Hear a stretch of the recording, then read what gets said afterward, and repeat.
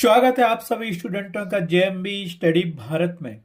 तो आज हम स्टडी करते हैं अंगद सर के साथ कक्षा 9 की गणित के अध्याय 8 का जो चतुर्भुज है। ये चतुर्भुज का भाग नंबर 7 है, जिसमें हम जानेंगे प्रश्नावली 8.1 के भाग 5 में प्रश्न क्रमांक 5 का संपूर्ण हल। इससे पहले यदि आपने हमारे चैनल जेएमबी स्टडी भारत को सब्सक्राइब नहीं किया है तो सब्सक्राइब कीजिए, ताकि इसी प्रकार की सभी वीडियो आपको सबसे पहले मिल सके। तो आइए हम देखते हैं प्रश्न क्रमांक 5 क्या कहता है। तो प्रश्न 5 हमें दिया गया है, समांतर चतुर्भुज ABCD के विकर्ण BD पर दो बिंदु P और Q इस प्रकार स्थित हैं कि DP बराबर BQ है। देखिए आकृति 8.12 में और दर्शाइए कि पहला पॉइंट त्रिभुज APD सर्वांग सम होगा त्रिभुज CQB के। सेकंड AP बराबर CQ होगा। थर्ड AQB सर्वांग सम होगा त्रिभुज CPD के। फोर्थ AQ बराबर होगा CP के। और फिफ्थ दिया है कि APCQ एक समानांतर चतुर्भुज होगा। ये आकृति दी गई है हमें 8.12। इसमें उसने कह दिया था कि ABCD एक समानांतर चतुर्भुज है और इसमें एक विकर्ण एक BD दिया गया है जिसपे दो बिंदु P और Q स्थित हैं, जिसके कारण PD बराबर होगा या DP बराबर होगा BQ के। ये दोनों आपस बराबर दिए गए हैं और सिद्ध चीजें करनी है। ठीक है, तो जो हमें दिया गया है वो लिख लेते हैं और जो फाइंड करना है वो लिख लेते हैं, फिर क्वेश्चन को सॉल्व करते हैं। जैसे ये दिया था त्रिभुज APD में, तो त्रिभुज APD ए वाला त्रिभुज होगा और दूसरा त्रिभुज AQB और CPD में त्रिभुज AQB और CPD में ए वाला त्रिभुज होगा। याद रखना, क्योंकि यह समानांतर चतुर्भुज है और समानांतर चतुर्भुज की परिभाषा से क्या होता है, आमने सामने की भुजाएं बराबर होती हैं। जैसे BC भुजा बराबर होगी AD के और AB भुजा बराबर होगी CD के। और इस बीच वाले चतुर्भुज को भी सिद्ध करना है कि ये समानांतर चतुर्भुज है। APCQ वाले चतुर्भुज को कैसे सिद्ध करेंगे, इसकी आमने सामने की भुजाएं हमें बराबर सिद्ध करनी पड़ेगी। तो ये सिद्ध हो जाएगा कि दिया गया चतुर्भुज जो है कि APCQ एक समानांतर चतुर्भुज होगा। ठीक है, एक समानांतर चतुर्भुज के अंदर जो चतुर्भुज बना है उसे सिद्ध करने के लिए हमें उसकी आमने सामने की भुजाएं सिद्ध करनी होगी, तो सिद्ध हो जाएगा कि वो एक समानांतर चतुर्भुज है। ठीक है, तो हम क्या करेंगे, डायग्राम तो समझ में आ गया है। पहला ऑप्शन दिया है जो दिया है वो लिख लो, जो सिद्ध करना है वो लिख लो, फिर उसको हम सॉल्व करते हैं। ठीक है, तो हमें दिया गया है कि ABCD एक समानांतर चतुर्भुज है जिसमें विकर्ण BD है। विकर्ण BD पर दो बिंदु P और Q इस प्रकार हैं कि DP बराबर BQ। इसको हम समीकरण 1 मान लेते हैं क्योंकि ये दिया गया है। अब जो हमें ज्ञात करना है वो भी लिख लेते हैं। हमें जो दिया गया था लिख लिया, और जो सिद्ध करना है वो क्या है। पहला पॉइंट दिया था कि त्रिभुज APD सर्वांग सम होगा त्रिभुज CQB के। दूसरा हमें प्रूव करना है कि AP बराबर होगा CQ के। तीसरा हमें सिद्ध करना है कि त्रिभुज AQB सर्वांग सम होगा त्रिभुज CPD के। चौथा हमें प्रूव करना है AQ बराबर CP। पांचवा हमें सिद्ध करना है लास्ट में APCQ एक क्या होगा, समानांतर चतुर्भुज होगा। समानांतर चतुर्भुज है। ये 5 चीजें सिद्ध करनी है, तो एक एक करके सिद्ध करेंगे। ठीक है, आया समझ में। तो पहले हम लेते हैं ये वाला त्रिभुज। ठीक है, नेक्स्ट पेज पे चलते हैं अब इसको शुरू करने के लिए। तो हमें क्या सिद्ध करना है, पहला सिद्ध करना है त्रिभुज APD सर्वांग सम होगा त्रिभुज CQB के। तो इसको लिख लो जो सिद्ध करना है, त्रिभुज APD सर्वांग सम होगा त्रिभुज CQB के। डायग्राम हमें ये दिया गया है, जो सिद्ध करना है वो हम जानते हैं कि हमें क्या सिद्ध करना है। ठीक है,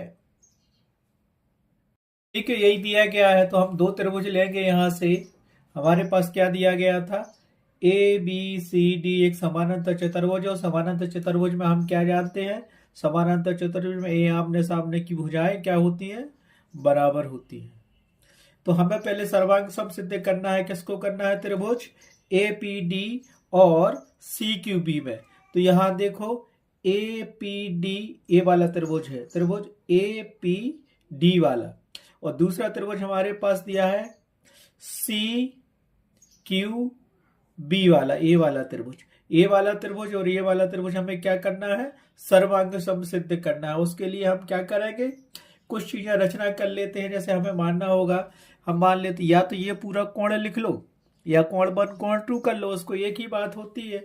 समझ गए, जैसे इसको दे लो कोण 1 दे दो, इसको कोण 2 दे दो, इस ऊपर वाले को कोण 3 दे दो और नीचे वाले को कोण 4 दे दो, ये भी हो सकता है।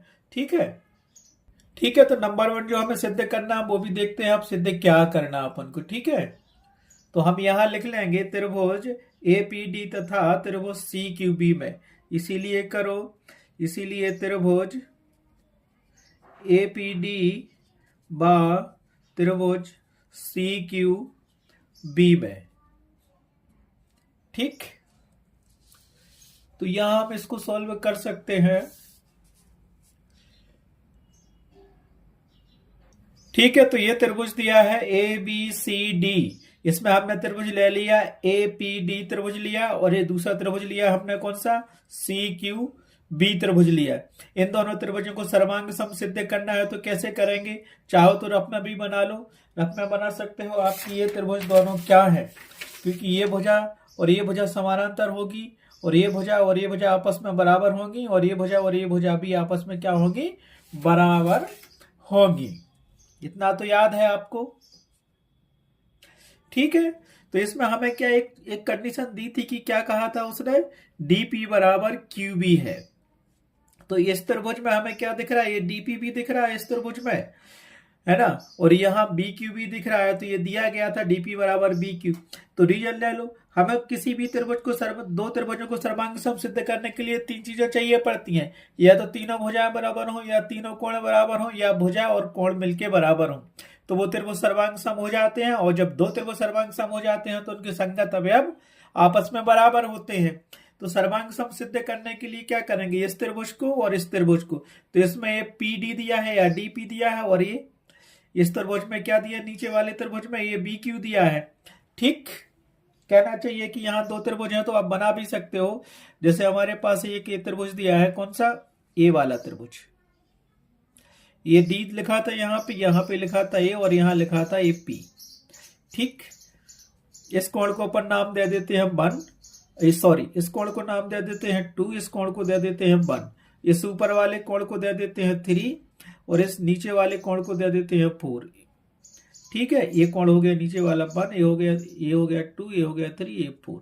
सब क्या है कि सॉल्व करने में सिंपल जाएगी, बार बार हमें पूरा नाम नहीं लिखना पड़ेगा उसका। ठीक है, तो हमने नाम दे दिया, आप कुछ भी दे सकते हो, नहीं देना है तो ना दो। तो एक त्रिभुज तो हमारे पास हो गया एपीडी हो गया। दूसरा नीचे का त्रिभुज क्या है, नीचे का त्रिभुज हमें मिलेगा ये नीचे वाला त्रिभुज, ये दिया था ए वाला। तो ये था बी, ये था क्यू, और ये था सी। तो यहां क्या हमें दिया गया है कि ये बराबर है इसके, ये तो दिया ही था, और ये भुजा इसके बराबर होती है, ये हम जानते ही हैं उसमें। ठीक है, तो यहां से हमें मिल जाएगा, ये क्या दिया गया था हमें दिया गया था कि क्योंकि दिया है डीपी बराबर बी क्यू, ये दिया है, पहले ही दिया था, और ये डीपी और ये हो गया बी क्यू, ये दोनों बराबर हैं, एक साथ तो मिल गई इन दोनों त्रिभुजों में। दूसरी आपको क्या दिख रही है यहाँ पे, दूसरा चाहो तो देख सकते हो, यहाँ ये 2 त्रिभुज दिया, ये वाला त्रिभुज दिया है और दूसरा ये त्रिभुज दिया है, और बी डी विकर्ण उसमें दिया है। तो यहाँ पे क्या बन रहा है, ये वाला जेड बन रहा है ना।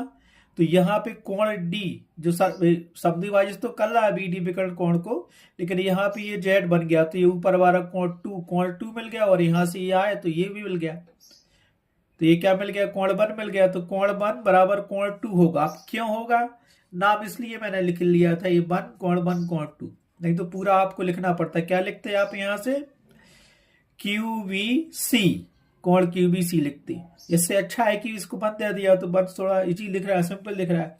अब ये क्यों बराबर होगा, रीजन देखो, क्योंकि यहाँ जेड नुमा आकृति बनी इस त्रिभुज में और इस त्रिभुज में, ये वाली एकांतर अंतःकोण क्या होते हैं, आपस में बराबर होते हैं। इसका ये कोण टू और इसका ये कोण वन, इस त्रिभुज का जेड की आकृति है, तो ये क्या हो गए, एकांतर अंतःकोण आपस में क्या होते हैं, बराबर होते हैं। तो यहां लिख दो एकांतर अंतःकोण से।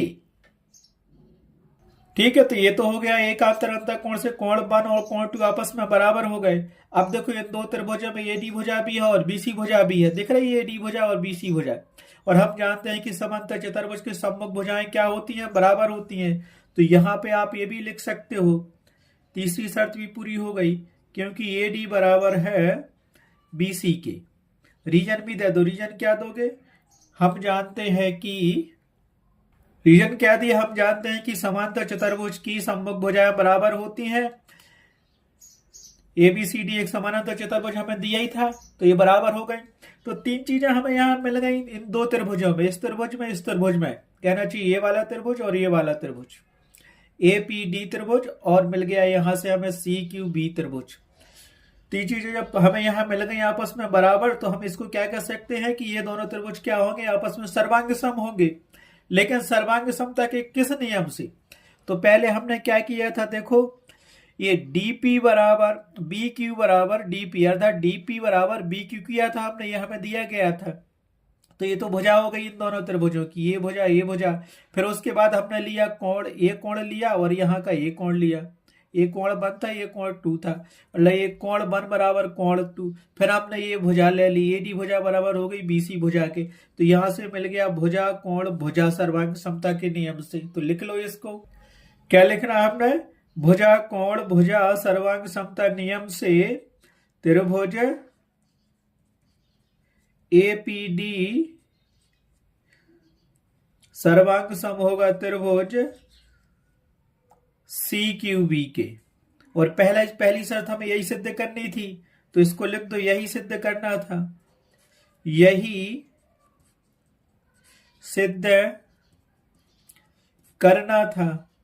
तो इसको लिख दो इति सिद्धम, इति क्या लिखोगे इसको, इति सिद्धम। पहली शर्त ये पूरा हो गया, इति सिद्धम, तो हमने सिद्ध कर लिया, पहली शर्त कंप्लीट हो गई हमारे पास। अब चलते हैं सेकंड हमें क्या सिद्ध करना था वो भी आप देख सकते हो। ठीक है, सेकंड करना था AP बराबर CQ। तो अपन चलेंगे, पार्ट 1 तो सिद्ध कर लिया, अब पार्ट 2 देखते हैं। पार्ट 2 नेक्स्ट सेकंड पेज पे हम देखते हैं। ठीक है, तो सेकंड पार्ट हमें सिद्ध करना है AP बराबर CQ के। ठीक है, देखते हैं AP और CQ कहां पे आते हैं। AP तो ये आता है अपने पास, AP ये है और CQ ये है। मतलब जो पार्ट 1 हमने सिद्ध किया है कि त्रिभुज APD सर्वांग सम है त्रिभुज CQB के, उसी में AP आ रहा है और उसी में CQ आ रहा है। जब ये दोनों त्रिभुज सर्वांग सम है तो हम कह सकते हैं कि AP बराबर CQ होगा CPCT से, क्योंकि हम जानते हैं जब दो त्रिभुज सर्वांग सम होते हैं तो उसके संगत अवयव आपस में बराबर होते हैं। तो यहां कुछ सॉल्व नहीं करना, लिख देंगे पार्ट 1 से हम जानते हैं, क्या जानते हैं, पार्ट 1 से हम जानते हैं कि त्रिभुज APD सर्वांग सम है त्रिभुज CQB के, इसीलिए हम कह सकते हैं, क्या कह सकते हैं, बाई CPCT से हम यहां कह सकते हैं कि AP बराबर होगा CQ से, रीजन CPCT से। समीकरण 1 में, मतलब उसको समीकरण 1 भी दे सकते हैं कि ये सिद्ध हो गया है, तो हमने लिख दिया पार्ट 1 से। इसीलिए क्या हो गया, AP बराबर CQ होगा, क्योंकि AP इसमें दिया था और CQ भी दिया था उसी त्रिभुज में, जो त्रिभुज हमने सर्वांग सम किए हैं। त्रिभुज एपीडी सर्वांग सम है त्रिभुज सीक्यूबी के, अतः हम कह सकते हैं कि एपी बराबर सीक्यू होगा। क्यों? सीपीसीटी से। तो ये पार्ट नंबर 2 भी हमारे पास क्या हो गया? सॉल्व हो गया। तो इसको हम लिख सकते हैं इति सिद्धम। पहले ही करना तो सिद्ध एपी बराबर सीक्यू तो कर लिया, पहले हमने सर्वांग सम भाग 1 में कर लिया, भाग 2 में हमें क्या मिल गया? भाग 1 से हम जानते हैं कि दोनों त्रिभुज सर्वांग सम है, इसीलिए सीपीसीटी से एपी बराबर सीक्यू होगा। तो इसको भी लिख दो इति सिद्धम, इति सिद्धम। तो कहना चाहिए भाग 2 भी अपना क्या हो गया? सिद्ध हो गया। अब चलते हैं तीसरा पार्ट। तीसरा पार्ट हमें सिद्ध क्या करना है? वो भी करना है त्रिभुज वाला, उसमें हमें करना है त्रिभुज तीसरे पार्ट में सिद्ध। अपन चलते हैं नेक्स्ट पेज पर तीसरा पार्ट सिद्ध करने के लिए। हमें क्या सिद्ध करना है पार्ट 3 में? त्रिभुज ए क्यू बी सर्वांग सम होगा त्रिभुज सी पी डी के। अब डायग्राम में देखिए त्रिभुज ए कहां दिया है? ए क्यू बी त्रिभुज कहां दिया है? ए क्यू बी, ए वाला त्रिभुज। ठीक है, ए क्यू बी कौन सा त्रिभुज है हमारे पास? ए दिया है, ए क्यू बी त्रिभुज दिया है। दूसरा सीपीडी, सीपीडी ए वाला त्रिभुज दिया है। तो ये तो दोनों में कॉमन दी है ना, ये हमें पता था कि बी क्यू बराबर है डीपी के। ठीक है, इसमें भी है और इसमें भी है। और ये आमने सामने की भुजा ए बी सी डी चतुर्भुज समांतर चतुर्भुज की, इसलिए ये भुजा ए बराबर होगी, ए बी बराबर हो जाएगा सी डी के, और डीपी बराबर डी बी क्यू दिया ही था। ठीक है, और उसमें एक भुजा कौन सी आ रही है हमारे पास? यहां से ए क्यू मिल गया और यहां से मिल गया हमें ये पीसी मिल गया, लेकिन उस त्रिभुज में पीसी भुजा आएगी। लेकिन हमने क्या किया था? ये समीकरण 4 देख लिया, ये वाला कोण कोण 4 और कोण 5 क्या हो जाएंगे? एकांतर अंतर कोण बन रहा है ना ये, तो ये कोण 3 और कोण 4 बराबर हो जाएंगे। मतलब ये कोण ए बी क्यू बराबर होगा कोण सी डी पी के, ये वाला कोण 3 और कोण 4। जैसे उसमें कोण 1 और कोण 2 बराबर हो गए थे, और फिर भुजा सिद्ध कर लेंगे। क्या सिद्ध कर लेंगे? ठीक है, वही सर्वांग समता का नियम लगेगा उसमें, एस वाला सर्वांग समता का नियम लगना है। तो यहां देख लेते हैं हम, क्या देख लेंगे? चाहो तो यहाँ पे 2 छोटे छोटे बना सकते हो आप। क्या बना सकते हो? त्रिभुज, जैसे ए क्यू बी बना लो। यहाँ पे ए क्यू बी यहाँ साइड में बना लेते हैं अपन, ये वाला, ये बन गया, ये हो गया क्यू, ये हो गया ए, ये हो गया बी। इसको दिया था कोण 3। अब ये वाला बना लेते हैं सी पी डी, है ना। तो ये हो गया अपने पास क्या? ये सॉरी, ये बन गया, गलत बन गया, इसको ऐसा बनाना था। ये सी बन गया, ये पी हो गया, और ये यहाँ पे डी हो गया। ठीक है, और यहाँ का ये कोण कौन सा है? ये कोण नंबर 4 हमने मान लिया था। 2 त्रिभुज बन गए। हमें पता है कि ये भी भुजा समान होगी इसके, सी डी भुजा की। और ये हमें क्वेश्चन में दिया था कि क्यू बी या बी क्यू बराबर होता है किसके? डीपी के। और ये कोण 3 एकांतर अंतर कोण बन रहा है। देखो यहां से इस त्रिभुज में ए वाला कोण बन गया ना, जेड नमा आकृति बन गई ये वाली। तो ये कोण 3 बराबर होगा कोण 4 के। सेम वही शर्तें लागू हो रही हैं। ठीक है, तो हमने ले लिया त्रिभुज ए क्यू बी तथा त्रिभुज सी पी डी में। सबसे पहले तो हमें दिया गया है कि डीपी बराबर है बी क्यू के, ये क्वेश्चन में ही दिया गया था विकर्ण बीडी के कारण, पहले ही दिया गया था। तो उसको ज्यों का त्यों लिख लो।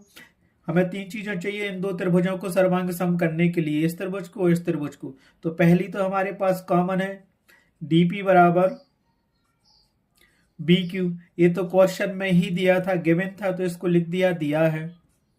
दूसरी चीज ढूंढो, यहां से क्या मिल रही है? ये त्रिभुज वाला था अपने पास ए क्यू बी त्रिभुज था, और यहां से क्या था? हमारा सी पी डी त्रिभुज था, और ये विकर्ण बी डी है।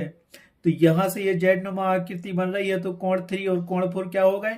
एकांतर अंतर कोण हो गए। तो ये भी लिख सकते हो कि कोण 3 बराबर है कोण 4 के। वहां रीजन भी दे दो। क्यों? दोनों त्रिभुजों में क्या है? एकांतर अंतर कोण आपस में क्या होते हैं? बराबर होते हैं, जहां जेड नुमा आकृति बनती है। तो ये क्या हो गया? एकांतर अंतर कोण से दोनों कोण बराबर होंगे, ये जेड नुमा आकृति बनी है। ठीक है, अब इन 2 त्रिभुजों में देखा क्या है, कौन सी भुजा बराबर है? तो हमारे पास क्या थी? ये समानांतर चतुर्भुज था ए बी सी डी, तो उसमें ये भी भुजा बराबर होगी सी डी के, और ये भी भुजा इस त्रिभुज में आ रही है, और सी डी इसमें आ रही है। तो ये भी लिख दो, क्योंकि रीजन हमें मिल गया दोनों, तो यहां से होगा ए बी बराबर होगा सी डी के। क्यों? समांतर चतुर्भुज की सम्मुख भुजाएं आपस में क्या बराबर होती हैं, तो वो भी रीजन यहां लिख दो। तो यहां से हम क्या कह सकते हैं, ए बी बराबर सी डी है, क्योंकि हम जानते हैं समानांतर चतुर्भुज की सम्मुख भुजाएं बराबर होती हैं और ए बी सी डी एक सम्मुख इस समानांतर चतुर्भुज था। तो ये सर्वांग समता का कौन सा नियम लिख गया जिससे ये दोनों त्रिभुज क्या हो जाए, सर्वांग सम हो जाए। तो भुजा कोण भुजा सर्वांग समता नियम से त्रिभुज ए क्यू बी सर्वांग सम होगा त्रिभुज सीपीडी के। तो उसको भी लिख लो यहाँ पे। तो यहां लिख लिया हमने भुजा कोण भुजा सर्वांग समता नियम से त्रिभुज ए क्यू बी सर्वांग सम होगा त्रिभुज सीपीडी के। हो गया सिद्ध। सब पार्ट 3 हो गया हमारे पास सिद्ध, पार्ट 1 हो गया, पार्ट 2 हो गया, पार्ट 3 हो गया, और यही सिद्ध हमें करना था। तो इसको लिख सकते हो कि यही सिद्ध करना था। तो पार्ट 3 भी सिद्ध हो गया, करना था। तो इसको आप लिख सकते हो इति सिद्धम। तो लिख लो यहां से इति सिद्धम। अब चलते हैं नेक्स्ट पार्ट पर। नेक्स्ट पार्ट हमारे पास क्या दिया है, 4 दिया है, उसे सिद्ध करते हैं। तो उसे सिद्ध करने के लिए क्या करेगा, हम बिल्कुल सेम जैसा पहले पार्ट में किया था और दूसरे पार्ट में बिल्कुल सेम ही दिख रहा है। अब यह तीसरा पार्ट हमारे पास सर्वांग सम सिद्ध हो गया है। इसमें हमें सिद्ध करना है कि इसमें हमें क्या सिद्ध करना पड़ेगा, इसमें सिद्ध करना है कि ए क्यू बराबर होगा सी पी के। ए क्यू बराबर है सी पी के। तो निश्चित है कि जब ये दोनों त्रिभुज सर्वांग सम है तो सीपीसीटी से ये वाली भुजा और ये वाली भुजा बराबर हो जाएगी, कहना चाहिए। ये वाली भुजा कौन सी, ए क्यू, और यहां से सी पी बराबर हो जाएगी। तो चौथा पार्ट यही तो है कि सिद्ध कीजिए कि ए क्यू बराबर है सी पी के। तो चौथा हमें जो सिद्ध करना है उसको लिख लेते हैं। क्या है कि चौथे पार्ट को सिद्ध करने के लिए हम चलते हैं नेक्स्ट पेज पर। चौथा हमें सिद्ध करना है ए क्यू बराबर होगा सीपी के। तो देखिए जो त्रिभुज हमने ऊपर सिद्ध किया है सर्वांग सम ए क्यू बी त्रिभुज सर्वांग सम होगा त्रिभुज सीपीडी के। उसमें हमें क्या दिख रहा है, ए क्यू बी दिख रहा है और सीपी भी दिख रहा है। तो जब ये दोनों त्रिभुज सर्वांग सम हो गए तो सीपीसीटी से ए क्यू बराबर होगा सीपी के। तो लिख दो भाग 3 से हम जानते हैं कि, जैसा उसमें एक सेकंड वाले में किया था, भाग 3 से हम जानते हैं कि त्रिभुज ए क्यू बी सर्वांग सम है त्रिभुज सीपीडी के। इसीलिए सीपीसीटी से ए क्यू बराबर सीपी होगा। तो लिख लो यहाँ पे भाग 3 से हम जानते हैं। तो भाग 3 से हम जानते हैं कि क्या जानते हैं, त्रिभुज ए क्यू बी सर्वांग सम है त्रिभुज सीपीडी के। तो ये लिख लो, और दिख ही रहा है कि उसमें ए क्यू है और सीपी है, तो ये दोनों बराबर होंगे क्योंकि ये दोनों त्रिभुज क्या है, सर्वांग सम है। तो भाग 3 से हम जानते हैं कि त्रिभुज, ठीक है, क्या जानते हैं हम भाग 3 से कि त्रिभुज ए क्यू बी सर्वांग सम है त्रिभुज सीपीडी के। अतः हम कह सकते हैं कि ए क्यू बराबर होगा सीपी के। क्यों? हम जानते हैं जब ये दोनों त्रिभुज सर्वांग सम होते हैं तो उनके संगत अवयव भी आपस में बराबर होते हैं, और ये दोनों त्रिभुज सर्वांग सम हम भाग 3 में सिद्ध कर चुके हैं। सीपीसीटी से हमने लिख दिया है कि ए क्यू बराबर सीपी है, और यही हमें सिद्ध करना है। तो भाग 4 भी सिद्ध हुआ। तो ए क्यू बराबर सीपीसीटी से सिद्ध हो गया, यही सिद्ध करना था, इति सिद्धम। तो भाग 4 भी हमारे पास सिद्ध हो गया। अब लास्ट भाग बचा है, वो हमें सिद्ध क्या करना है, ए पी सी क्यू एक समानांतर चतुर्भुज है। तो उसको भी लिख लेते हैं, लेकिन नेक्स्ट पेज पे करेंगे हम उसको, ठीक है। तो 4 कंडीशन हमें सिद्ध करना है कि ए पी सी क्यू एक समानांतर चतुर्भुज होगा। ए बी सी डी एक समानांतर चतुर्भुज हमें दिया गया था, उसके अंदर बन रहा है A P C Q A वाला चतुर्भुज, ठीक है। और हम भाग 2 में और भाग 4 में क्या सिद्ध कर चुके हैं, भाग 2 में हमने सिद्ध किया था कि ए पी बराबर है सी क्यू के, और भाग 4 में हमने क्या प्रूव किया था कि ए क्यू बराबर है सी पी के। तो ये आमने सामने की भुजाएं बराबर हो रही हैं भाग 2 और भाग 4 से। अतः हम जानते हैं समांतर चतुर्भुज की परिभाषा से कि उसकी सम्मुख भुजाएं आपस में बराबर होती हैं। तो हम कह सकते हैं, क्या कह सकते हैं कि APCQ एक समांतर चतुर्भुज होगा। तो लिख लेते हैं हम उसको, क्या लिखेंगे? भाग 2 से हमें सिद्ध कर चुके हैं कि AP बराबर होगा CQ के, सर्वांग सम किया था जब। इसी प्रकार आप देखते हैं भाग 4 में हमने क्या सिद्ध किया था, तथा अब क्योंकि AQ बराबर है CP के, ये हमने प्रूफ कहाँ किया था, AQ बराबर है CP के, भाग 4 ही में सिद्ध किया है, भाग 4 से, है ना। चतुर्भुज तो यही है हमारे पास APCQ। तो जब उसमें आमने सामने की भुजाएं बराबर हो गई, AP बराबर है CQ भुजा के और AQ भुजा बराबर है CP भुजा के, यहां से AP ये भुजा बराबर किसके है, CQ भुजा के, और दूसरी बार हमें मिल गया कि AQ भुजा बराबर है CP के, और ये आमने सामने की भुजाएं क्या हो गई, बराबर मिल गई। तो हम क्या कह सकते हैं, यह एक समांतर चतुर्भुज होगा। अतः ठीक है, हम लिख सकते हैं कि चतुर्भुज का निशान यही होता है, ऐसा बनाते हैं, चतुर्भुज APCQ में सम्मुख भुजाएं बराबर है, जो कि समानांतर चतुर्भुज के समान है, समानांतर चतुर्भुज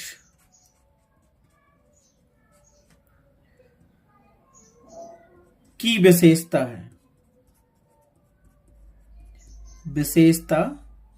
है। अतः हम कह सकते हैं, क्या कह सकते हैं, अतः चतुर्भुज APCQ एक समानांतर चतुर्भुज होगा, समानांतर चतुर्भुज होगा। यही हमें क्या करना था, यही हमें सिद्ध करना था। तो इसको लिख लो, यही सिद्ध करना था। ठीक है, ये सिद्ध करना था, तो लास्ट में लिख दो इति सिद्धम, इति सिद्धम।